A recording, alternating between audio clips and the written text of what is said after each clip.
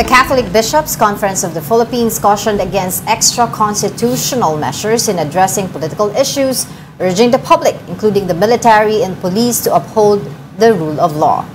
Cardinal Jose Advincula emphasized that emotions should not override reason during public gatherings and that loyalty must remain with the nation and its democratic principles rather than with any individual or self-serving agenda. He also underscored the critical role of the military and police in protecting the Constitution, ensuring national stability, and safeguarding democratic institutions. The CBCP further called for a moral and spiritual response to what it described as a deep ethical and spiritual crisis facing the country. Now let's talk more about this with Father Jerome Ceciliano, Executive Secretary of CBCP's Episcopal Commission on Public Affairs. Good morning, Father. Thank you for joining us. Hi, good morning to the two of you and good morning to the televiewers. Okay, Father, why do you think there's a need to, issue this kind of statement? Of course, yung timeline po nito ay kasabay po ng 3 days na peace rally ng INC. Well, paalala lang naman ito kasi kapag ganitong may mga rally, baka naman emosyon ng umiral, dapat reasonable pa rin naman tayo. Pag sinabi nating reasonable, ando doon naman yan sa mensahe na talagang usisain natin, tingnan natin, evaluate natin, i-assess natin kung ano yung napapakinggan natin. Dahil kapag halimbawa may sinabi yung isa, tatanggapin kagad natin, baka naman tayo malihis, ika nga. So yung prudence din ay paalala, ika nga na dapat tingnan natin ang lahat ng ito sa rasyonal na pamamaraan at kung meron man talagang ebidensya, ang panawagan ng CBCP doon ay bumalik dito yung pong isang kongresista para harapin talaga itong mga issue na ngayon ay nakakagulo sa ating bayan. There's no doubt, Father, ang daming mga galit right now. No? And ano ang magiging payo mo for Christians in general na talagang umaapaw na ng galit and are borderline at their tipping point? So what's the best way to cope with this anger? Well, number one, dito naman yung mga rally para ilabas nga natin yung ating kumbaga saloobin.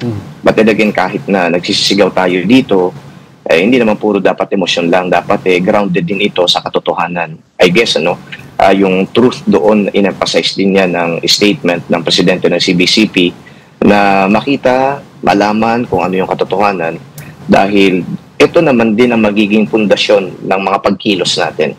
So, yun ang number one na advice ko. Pangalawa, yung sinabi naman ng Archbishop of Manila na hindi lang pragmatic solution ang kailangan sa ganitong usapin merong ethical aspect dito, merong moral aspect at saka spiritual dimension. So kinakailangan ng bawat isa ay ipagpatuloy yung pagninilay, di ba? Kasi ang kasalanan naman ay nagagawa yan ng bawat isa sa atin. And so therefore yung sinasabi nating spiritual renewal ay mahalaga din. Dahil alam natin lahat na kapag tinanggal mo yung component na to at gagawin lang natin yung gusto natin, masunod lang yung layaw natin, dito talaga nagkakagulo. Kaya mahalaga yung grounded pa rin tayo sa Panginoon. That's right, Father. There's no doubt that corruption has become to a point accepted by many na to smallest forms of corruption in the office. Kunyari, uwi ko yung isang lapis na hindi naman akin. That I've been told that's a form of corruption. How do we start then to renew this mindset, to have a moral and spiritual revolution para not only sa government but amongst the people, magbago ang natin, the way we deal in our personal lives? Well, meron tayong educational institutions. Diba? Ang alam ko dito, dapat itunuturo yan very basic yan. Kahit na yung mga maliliit na bagay na kinukuha mo, that's a form of stealing already. So we need to be reminded about this. Ang stealing kasi hindi naman billions o kaya millions na, o kaya daan-daan libo lang. Kahit na maliit na bagay, if it is not yours, and then you get it, stealing yan. So, kinakailangan na i-emphasize ulit ito sa ating educational institutions. Ang problema, kung noon panahon namin, meron kaming religion meron kaming catechism, tapos meron pa kaming tinatawag na GMRC. Yes. Hindi ko lang din alam ngayon kung meron pa ba nung ganung mga bagay. Yeah, that's hopefully, yung mga teachers ngayon ay ginagawa pa rin naman nila yung pagtuturo. Ito mga basic na dapat na malaman at matutunan ng mga mag-aaral. Pangalawa, of course, kami naman sa simbahan, we constantly remind people. Kaya nga, di ba, nakikita ninyo yung aming napakalaking mensahe, huwag kang papatay, huwag kang magnanakaw. Ngayong usapin ng pagnanakaw, kitang-kita natin yan, di ba, sa mga rally, huwag kang magnanakaw.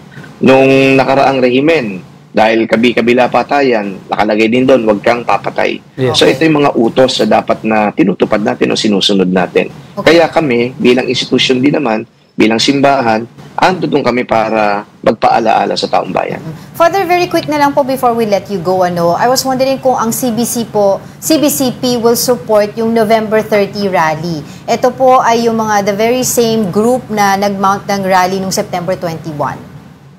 Kahit naman nung September 21, wala naman talagang tacit na endorsement na itong rally na to ay talagang dapat na suportahan ng simbahan. Wala namang ganun. But then again, open din naman yung simbahan sa pagjo-join sa ganitong mga pagkilos. So palagay ko, wala naman din pagbabawal. Wala lang talagang isang organisasyon na pupunta doon para sabihin na, andi dito kami bilang CBCP. In fact, nung September 21 rally na yon, meron ding mga pare, meron ding ilang obispo, but they do not carry the organization itself. Alright, maraming salamat po muli sa inyong oras at insights, Father Jerome Ceciliano, Executive Secretary of the CBCP's Episcopal Commission on Public Affairs. Magandang umaga po sa inyo.